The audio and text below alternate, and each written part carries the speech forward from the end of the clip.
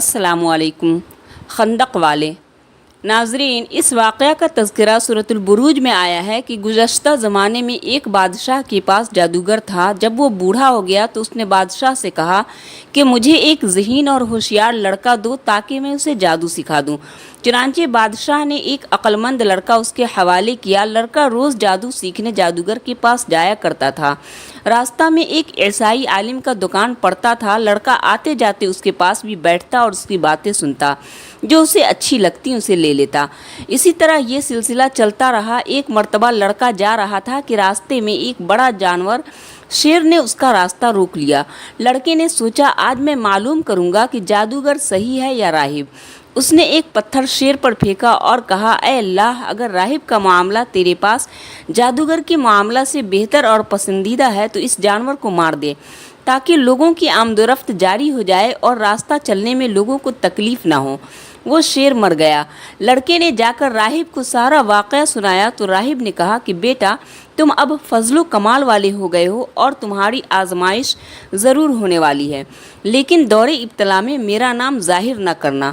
اس لڑکے کو اللہ تعالیٰ نے کرامت والا بنایا تھا کہ یہ کسی اندھے پر ہاتھ پھیر دیتا تو آنکھوں میں روشنی آ جاتی، کسی کوڑھی اور کسی سفید داغ والے پر ہاتھ پھیرتا تو بیماری چلی جاتی اور مکمل شفا حاصل ہوتی۔ یہ لڑکا علاج اس شرط پر کرتا تھا کہ وہ بیمار اللہ پر ایمان لائے۔ بادشاہ کے دربار میں ایک نابینا تھا، اس کا علاج بھی اللہ تعالیٰ پر ایمان لانے پر کیا اور وہ نابینا اچھا ہو گیا۔ جب نابینا درباری بادشاہ کے دربار میں گیا اور ہر چیز کو دیکھنے لگا تو بادشاہ نے پوچھا، تم اندھے تھے، دیکھنے والے کیسے بن گئے؟ درباری نے کہا، اللہ تعالیٰ نے میری آنکھوں میں روشنی دی۔ تو پھر بادشاہ نے پوچھا، کیا میں تیرا خدا نہیں ہوں؟ تو درباری نے جواب دیا کہ اے بادشاہ، تم میرے خدا نہیں ہو، میرا اور تمہارا پروردگار اللہ ہے۔ بادشاہ سخت ناراض ہوا اور کہا کہ اللہ کا انکار کرو اور مجھے خدا مانو۔ درباری نہ مانا تو بادشاہ نے اس کے سر پر آرا چلا دیا، اس کے سر کے 2 ٹکڑے کر دیے۔ اسی طرح بادشاہ نے راہب سے پوچھا، تیرا خدا کون ہے؟ راہب نے کہا، اللہ۔ بادشاہ نے کہا، اللہ کا انکار کرو اور میری خدائی کا اقرار کرو ورنہ جان سے مار دوں گا۔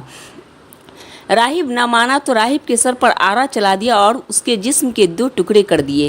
بادشاہ نے سپاہیوں سے کہا کہ لڑکے کو پہاڑ کی چوٹی پر لے جاؤ، اللہ کا انکار کرنے اور میری خدائی کا اقرار کرنے کو کہو۔ اگر مان لے تو واپس لے آؤ اور اگر نہ مانے تو پہاڑ پر سے نیچے گرا دو تاکہ مر جائے۔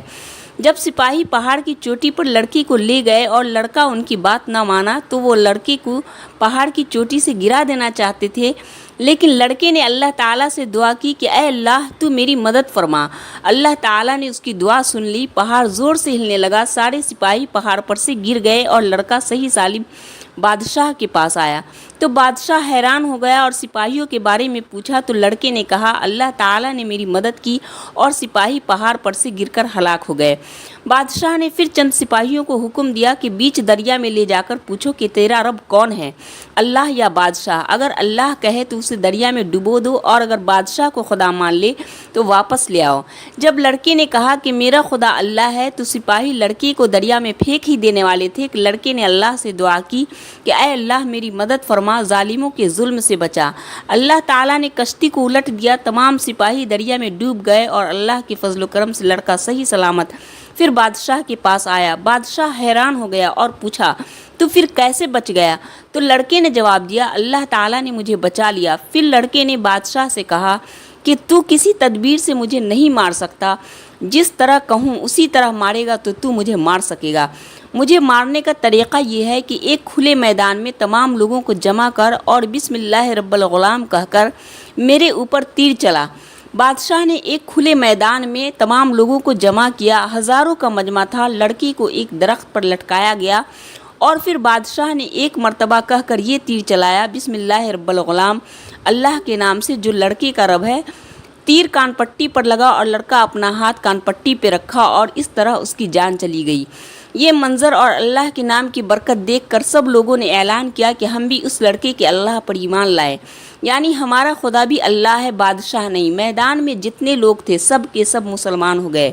تو لوگوں نے بادشاہ سے کہا کہ یہ لوگ تیری خدائی کا انکار کر رہے ہیں اور اللہ تعالیٰ کو اپنا خدا مان رہے ہیں۔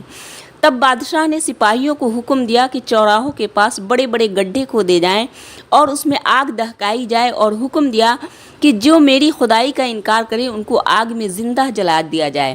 اسی طرح ایماندار آتے رہے اور آگ میں جلتے رہے اور آگ کے حوالے ہوتے رہے، یہاں تک کہ ایک عورت آئی جس کے پاس دودھ پیتا بچہ تھا، وہ تھوڑا ڈر گئی تو بچہ بول پڑا کہ اے میری ماں صبر کر، تو حق پر ہے۔ اسی طرح ماں اور بچہ بھی اللہ کے لیے آگ میں کود گئے۔ ناظرین، اس واقعہ سے ہمیں یہ سبق ملتا ہے کہ ہمیں ہر حال میں اپنے ایمان پر قائم و دائم رہنا ہے، کتنی بھی آزمائشیں، تکلیفیں اور رکاوٹیں آئیں، اگر ہم اپنے ایمان پر ثابت قدم رہیں گے تو انشاءاللہ اس کا دنیا اور آخرت میں بہترین اجر و ثواب ملے گا، اور یقیناً اللہ تعالیٰ ظالموں سے بدلہ لینے والا ہے۔ اللہ تعالیٰ سے دعا ہے کہ اللہ تعالیٰ ہمیشہ ہر حال میں ہمیں اپنے ایمان پر قائم و دائم رکھیں، آمین۔ ناظرین، اسی طرح کی سبق آموز باتیں، صحیح حدیثیں اور سچے واقعات کی معلومات کے لیے چینل کو لائک، شیئر اور سبسکرائب ضرور کریں۔ اللہ حافظ۔